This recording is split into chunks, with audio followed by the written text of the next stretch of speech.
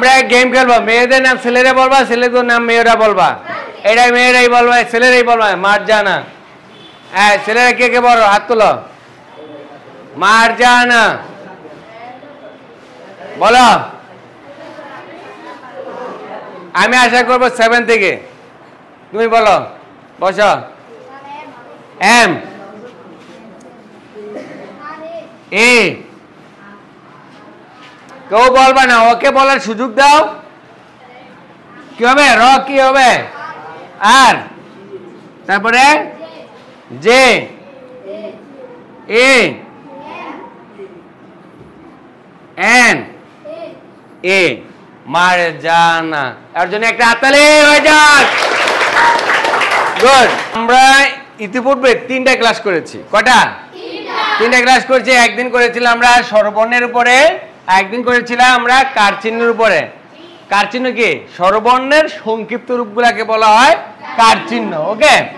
আর আরেকদিন 3 নম্বর ক্লাস ছিল আমাদের ব্যঞ্জন বর্ণের উপরে। কিসের উপরে?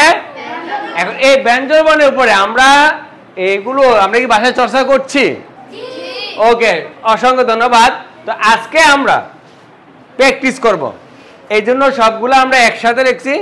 যারা আমার ফেসবুক বা ইউটিউবে দেখো নাই, যাই হোক বাসায় মিস করছো, আজকে গিয়ে দেখবা যে এগুলো আমাদের 3টে ক্লাস দেওয়া আছে এবং এগুলো বাসায় বারবার প্র্যাকটিস করলে অটোমেটিক্যালি তোমরা ইংরেজি রিডিং করতে পারবা। তো সবগুলা না, আর কিছু রুলস আছে, আমরা ক্রমান্বয়ে শিখবো। তো এই যে স্বরবর্ণ, কারচিহ্ন, ব্যঞ্জনবর্ণগুলো রয়েছে, এগুলা দিয়ে আমরা আজকে কি করব? প্র্যাকটিস করব। আমরা ধরো, তোমার নাম কি? আজকে মানুষের নামের গুলো দিয়ে প্র্যাকটিস। তোমার নাম কি? তপু।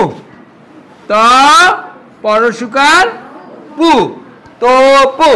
এবার বলো ত কি ইংরেজি কোন বর্ণমালা দিয়ে ত হয়? টি, ত। ঠিক আছে। এখন এই ত কি ব্যঞ্জন বর্ণ না স্বরবর্ণ? আমাদের প্রতিটা ব্যঞ্জন বর্ণ উচ্চারণ করতে গেলে একটা স্বরবর্ণ আয়ে। ত অ আয়ে, অ আসে। তাহলে অ কিসের জন্য? এতে কি হয়? অ। আবার টিয়ে কিন্তু টাও হয়। টিয়ে কি হয়? টা আকারও হয় কিন্তু আমরা ত, ত টিয়ে ত। প কোন বর্ণ দিয়ে হয় আমাদের? পি। রস্যকার কোন বর্ণ দিয়ে হয়? ইউ। তো হয়েছে। এবার তোমার নাম বলো। সামিয়া। সা মি সামিয়া। ওকে। আমরা এই দন্ত স কোন বর্ণ দিয়ে হয়? কি? সামিয়া। এস দিয়ে হয় আমাদের। এই এস নিতে পারি, এই স অথবা দন্ত স আর তালব্য স, যে কোনো একটা স হলে এস। ওকে, এস নিলাম আমরা। আকার কোন বর্ণ দিয়ে হয়? এতে আকাশা। এরপর আছে এম বর্ণ। এম কি দিয়ে? এটা হচ্ছে ম। ম কোন বর্ণ দিয়ে? এম। তো রস্যিকার কি কোনটা দিয়ে? এই যে এখানে আই আছে, রস্যিকার আই। সা মি। এবার 29 কোন বর্ণ দিয়ে? ইংরেজি কোন বর্ণ? 29 ওয়াই আছে আমাদের এখানে, দেখো তো কই? এই যে 29। ঠিক আছে, ওয়াই। ওয়াই আকার কি দিয়া হয়? তাহলে সা মি আ হয়েছে। সা মি আ। ক্লিয়ার? এরপরে একজন নাম বল। তোমার নাম বলো। সামিয়া। আছে। তোমার নাম কি? মাহবুবা। আমরা এটা ইয়া করবো, মাহবুবা।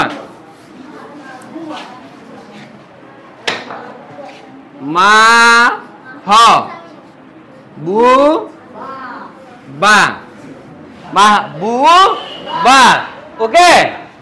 এবার আমাদের ম কি দিয়ে হয়? ম কি দিয়ে? এম দিয়ে হয় আমাদের। এম। আকার কি দিয়ে? মা। এটা কি? এ হ কোন বর্ণ দিয়ে? এস। মা। ব কি দিয়া? এখানে কিন্তু ব কয়টা? একটা হলো ব, একটা হলো ব।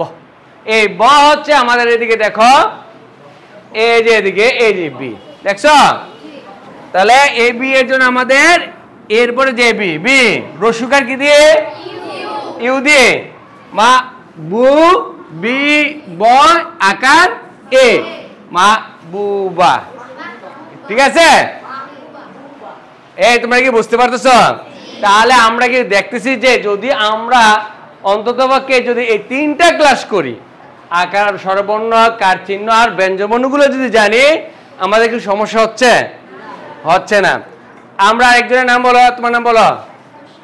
নুসরাত। নুসরাত। ওকে, দেখো নুসরাত এ কি ন কি দিয়া? এন। রসুকার স আই র আকার ত। দেখছো? নুসরাত। আমি কিছু বলছি, তোমরা কিন্তু বলে ফেলছো। হয়েছে? নুসরাত। যারা আজকে নতুন যারা আসছো আর কি, আমি ক্লাস মেনশন করলাম না, যে তোমরা অন্ততপক্ষে এই জিনিসগুলো শিখো। আকার, স্বরবর্ণ, আকার, রসিকা আর কে ব্যঞ্জন বর্ণ, এগুলো যদি শিখো তোমরা ইংরেজি রিডিং অনেকটাই ধরে ফেলবা। কিছু এক্সেপশনাল আছে, ওগুলো আরো কিছু রুলস আছে, আমরা ধারাবাহিকভাবে দিব অবশ্যই।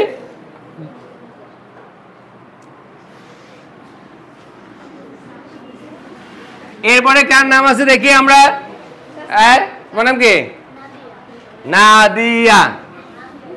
না দি আ। ওকে নাদিয়া। এই কে বলবো? এটা আমি বলবো না।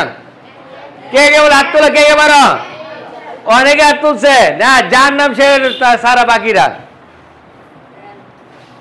আয় তবু দাঁড়াও, বলো। N A. হ্যাঁ, কে কেউ কাউ বলবো না, ওকে বলার সুযোগ দাও। বলো। এই দ কি দেওয়া হয়? ডি। তারপরে রসিকার ই। না, রসইকার আই। রসিকার আই। আই ভুল করে বলছো। 29 আকার না দিয়া। হয়েছে? ওকে।